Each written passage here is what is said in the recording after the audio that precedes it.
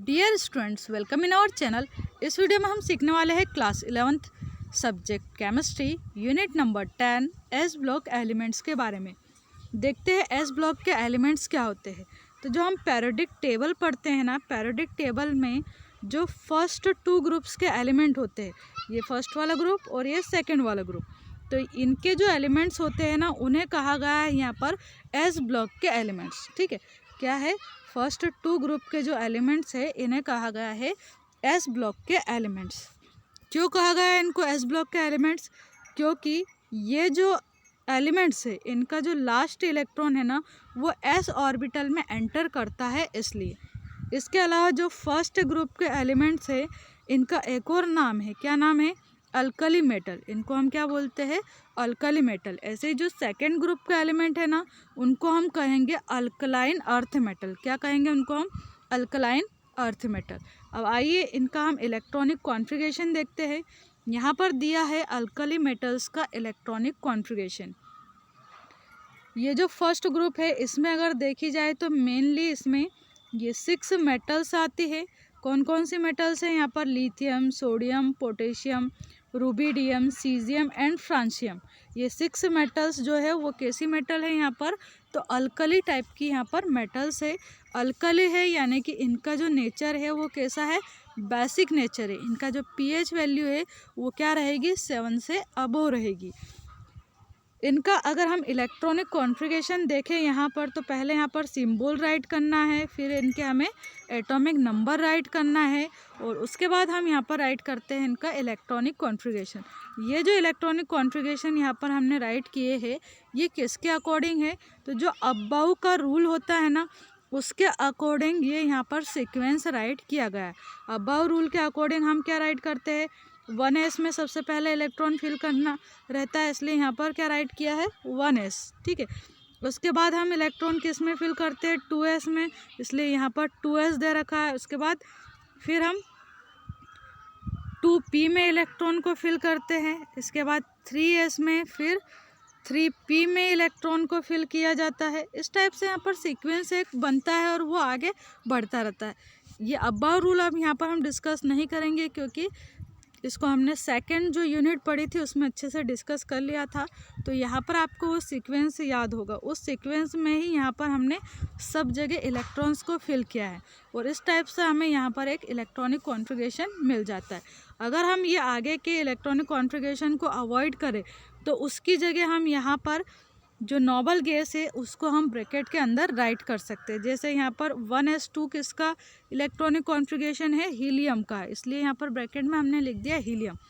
ऐसे ही जो नियॉन है ना, उसका इतना इतना, ये यहाँ से 1s से लेकर यहाँ तक जो 2p6 तक इतना इलेक्ट्रॉनिक कॉन्फ़िगरेशन यहाँ पर नियॉन का रहता है। तो इतना इलेक्ट्रॉनिक कॉन्फ़िगरेशन ना राइट करते हो, हमने नियॉन लिख दिया यहाँ पर और फिर 3s1 कर दिया। तो इस टाइप से भी हम यहाँ पर इलेक्ट्रॉनिक कॉन्फ़िगरेशन को राइट कर सकते हैं। अब आगे देखते हैं हम ट्रेंड इन वेरिएशंस, यानी कि जो 1s ग्रुप के एलिमेंट्स है इनकी प्रॉपर्टी में जब ग्रुप में हम ऊपर से नीचे जाएंगे तो क्या क्या चेंजेस होते हैं। फर्स्ट पॉइंट में यहाँ पर कहा है एटॉमिक एंड आयनिक साइज। जब आप ग्रुप में ऊपर से नीचे आते हो, यानी कि lithium, sodium, potassium, rubidium Rb, caesium Cs और फ्रांसियम तक, यहाँ पर आप जब नीचे आते हो ग्रुप में, तो धीरे धीरे क्या होता है? एटॉमिक नंबर इंक्रीज़ होते हैं। यहाँ पर लिथियम का जैसे एटॉमिक नंबर 3 होता है, सोडियम का 11 होता है, पोटेशियम का 19 होता है, रुबिडियम का 37 है, सीजियम का 55 है, और ऐसे ही जो फ्रांसियम है Fr है इसका 87 है। तो इस टाइप से यहाँ पर इलेक्ट्रॉन्स बढ़ते जाते हैं, इसलिए धीरे धीरे जो यहाँ पर एलिमेंट्स है इनका साइज़ भी धीरे धीरे क्या होगा? इंक्रीज़ होता जाता है। ठीक है, ऐसे ही जो आयंस है इनके भी साइज़ धीरे धीरे इंक्रीज़ होते जाते हैं, और इस टाइप से हमें एक सीक्वेंस यहाँ पर मिलता है।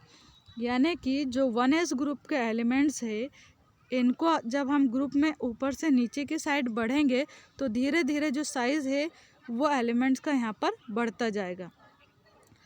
नेक्स्ट पॉइंट में यहाँ पर लिखा है आयनाइजेशन पोटेंशियल या फिर आयनाइजेशन एंथैल्पी के बारे में बताया। तो आयनाइजेशन एंथैल्पी किसकी कम है किसकी अधिक है ये देखते हैं हम। अब ग्रुप में जब हम ऊपर से नीचे आते हैं तो साइज़ इंक्रीज़ होता है। जो लिथियम है इसका साइज़ सबसे छोटा होता है, उसके बाद फिर दूसरा नंबर पे आता है सोडियम, फिर पोटेशियम, रुबिडियम, आरबी, सीजियम और उसके बाद फ्रांसियम है। तो जैसे जैसे धीरे धीरे यहाँ पर साइज़ इंक्रीज़ होते हैं ना, वैसे वैसे इलेक्ट्रॉन्स और जो बीच में यहाँ पर सेंटर में एटम के न्यूक्लियस होता है, न्यूक्लियस और इलेक्ट्रॉन के प्रति जो अट्रैक्शन फोर्स होता है वो धीरे धीरे कम होता जाता है। यानी कि जो सबसे छोटा वाला एटम है ना, इसमें अट्रैक्शन फोर्स सबसे अधिक होता है।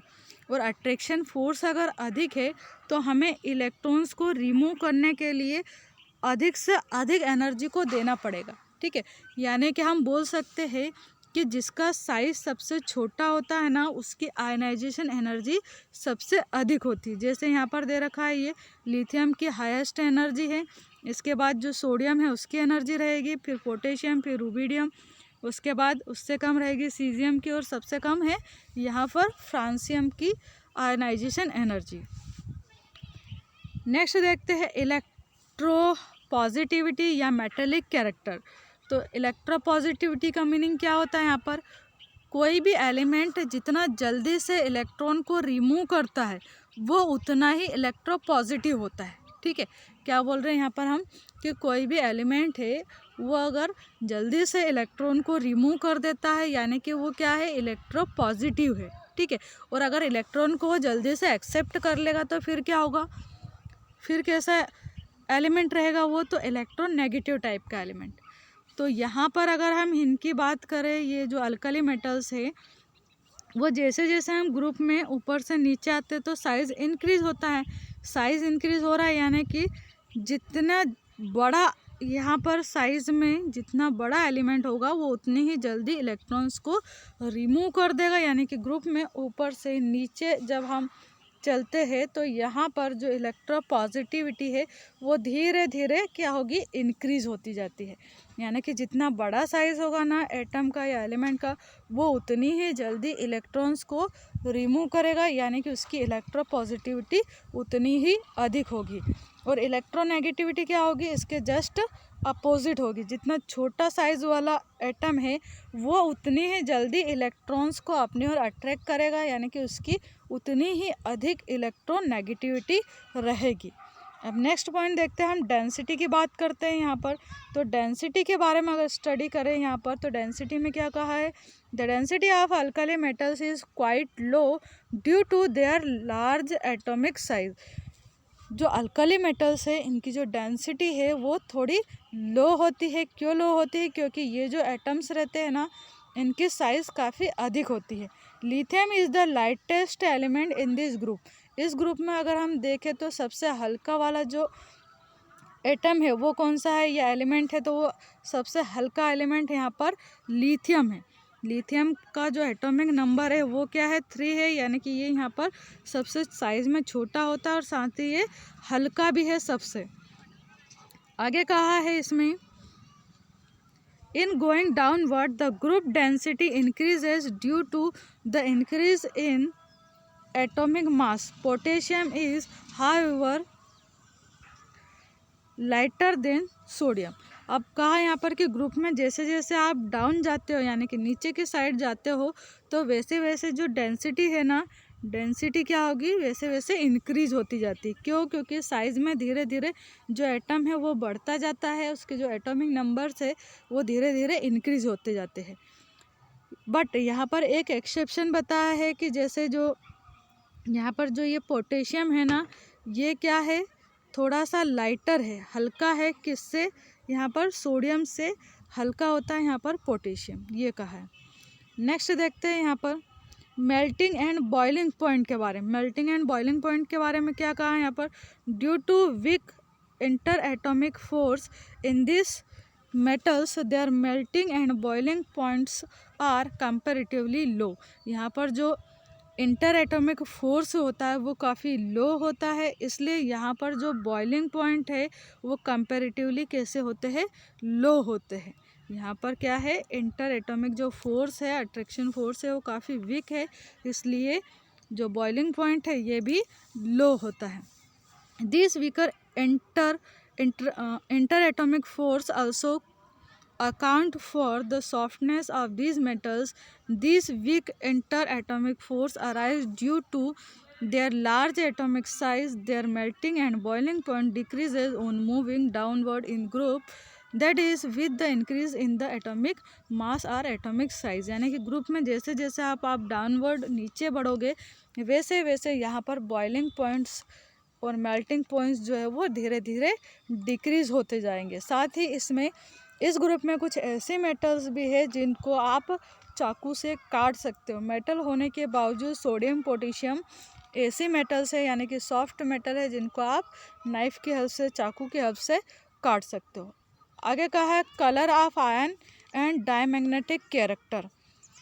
अब ये जो एलिमेंट्स है फर्स्ट ग्रुप के, इनको अगर हम देखें तो इनमें क्या है, लास्ट ऑर्बिट में यहाँ पर एस के पास 1 इलेक्ट्रॉन प्रेजेंट रहता है। यानी कि ये सारे एलिमेंट्स कैसे हैं, नेचर में पैरामैग्नेटिक होते हैं। ठीक है, ये जो एलिमेंट्स है वो कैसे है, पैरामैग्नेटिक है।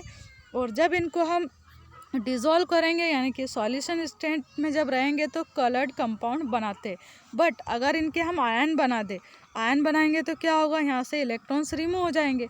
जब इनके आयन बनाए जाते हैं ना, तो फिर ये डाईमैग्नेटिक फॉर्म में रहते हैं, यानी कि जितने भी ऑर्बिट्स होते हैं उनमें 2 इलेक्ट्रॉन इस टाइप से प्रेजेंट होते हैं। और डाईमैग्नेटिक होने के कारण इनके जो आयन्स है ना, वो आयन कैसे हो जाते हैं, कलरलेस टाइप के हो जाते हैं। ठीक है, आयन्स कैसे हैं इनके, आयन्स इनके डाईमैग्नेटिक है नेचर में और कलरलेस होते हैं। ठीक है, तो ये 7 पॉइंट यहाँ पर इनके कैरेक्टरिस्टिक्स के लिए सफिशेंट है। आई होप आपको ये वीडियो अंडरस्टैंड हुआ होगा, and thank you so much for watching this video. Thank you.